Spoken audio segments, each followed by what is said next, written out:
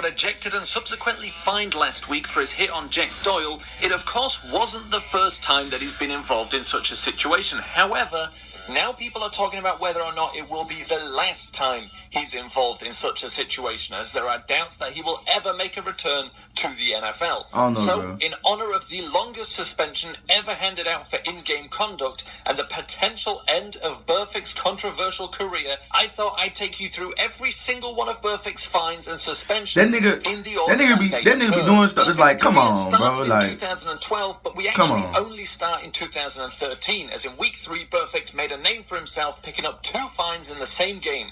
One for a crotch shot on tight end Ryan Taylor, and another for a much more classic Burfict penalty, a hit on the defenseless James Jones. He followed it up in week 8 with a penalty for spearing Jets receiver Stephen Hill, taking his season tally to 3 fines, no suspensions yet, and $52,000 paid out to Mr. Goodell and his friends. In year 3, Burfict kept quiet, picking up only 1 fine in week 6 for 2 infractions against the Panthers, where he was caught purposely twisting the ankles of both Cam Newton and Greg Olsen.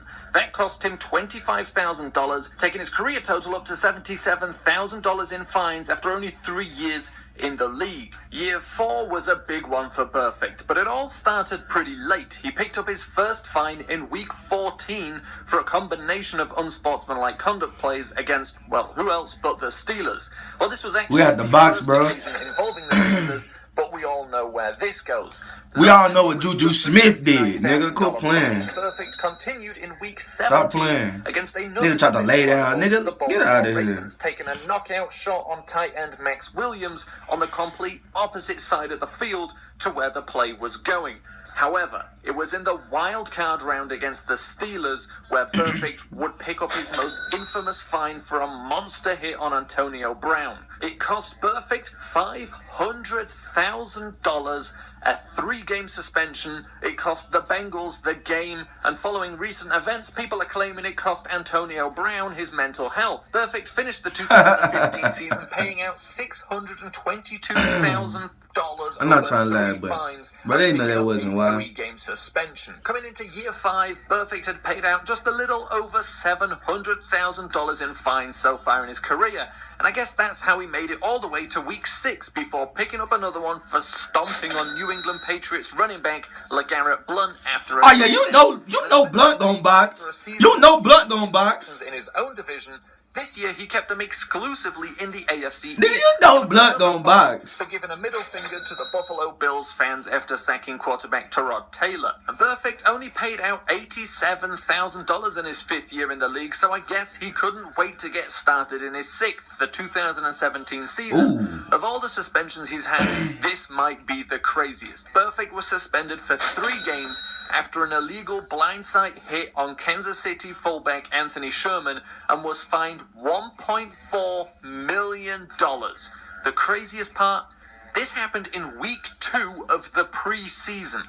Burfict couldn't even make it into the regular season before he started handing out whiplash. Having now served 6 games in suspensions as a result of his conduct, you'd think Burfict would think twice about his actions. But he only made it as far as week 7 before being fined for this play where he kicked Steelers fullback Roosevelt Nix. Now, I'd argue this was probably the tamest of his plays he's been fined for, but at this point, he has a strong reputation, and he'd already paid a career total of almost $2.2 million, and was probably paying the wages for half of the NFL staff at this point. In Burfict's 7th season, we come to our first and only asterisk, as Burfict started the season serving a 4-game suspension and paying a $1.8 million fine for using performance-enhancing drugs. Now, we can choose to ignore this or count it, but for now, I'm counting it.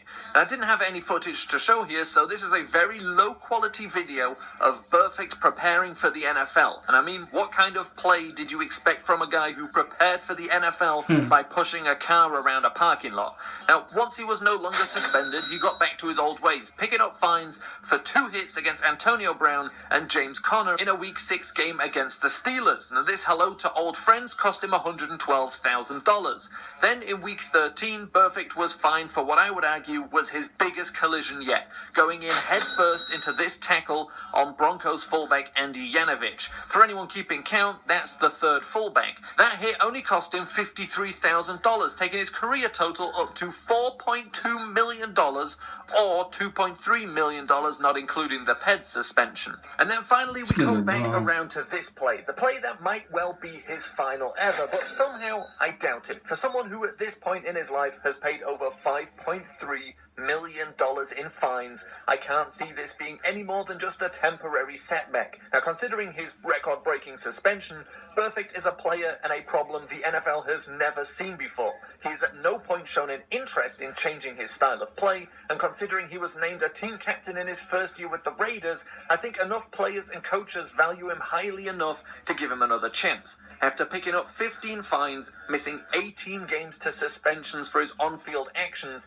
and paying out over $3.5 million in fines, I don't think this is the end of Vontaze Burfict's story. Not quite yet. That's crazy, bro. At the box, bro. Yeah, at the box, I swear to bro. Make sure y'all like and subscribe.